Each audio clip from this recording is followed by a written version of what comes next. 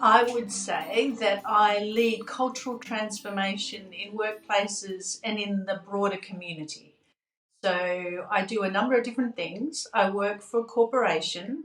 I'm the global head of leadership, talent, and culture. And that's a big Dutch organisation called Aegon Asset Management. So we look after people's money. And I'm also sitting on the boards of a number of organisations such as university, a professional organisation called the Institute and Faculty of Actuaries. I also am on the board of the oldest church in the City of London. So we've been around since 675 and sit right next to the tower. And I work with all these different organisations and help them to make the world the best place that it possibly can be. No, not at all. No, I grew up in poverty in rural Western Australia, and there was no way that I would have seen this as a possibility.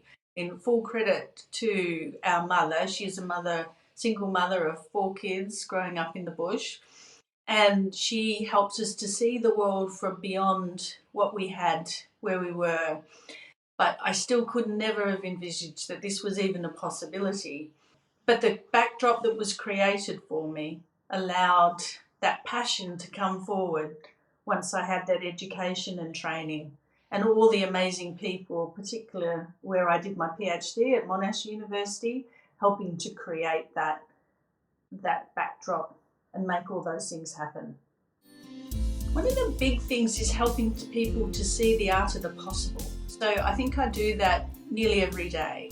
We have this situation, it could be dire, it could be extremely difficult, or it might be very challenging. So how are we going to be able to make something possible from that?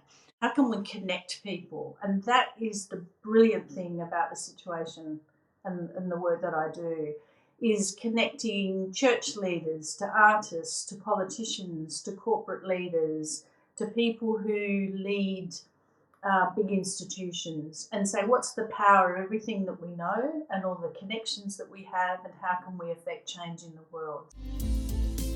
I'd say don't think of yourself or allow other people to think of yourself as less than.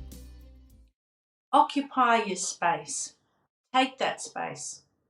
Be whoever you are. Do it politely, do it appropriately. If that's that's what's going to change that situation, or not politely and possibly not appropriately if the situation demands. But start from a good moral place, but occupy your space. Find that passion and follow it through. And the most incredible thing about this, the world, is there's lots of people who can help you, and you'll find somebody who cares about what you care about. Connect to them. Cut out those other voices, but don't ignore them. In the same way that you don't want to be ignored, don't ignore others. Know as much as you can about the others, and then bring that into how you are.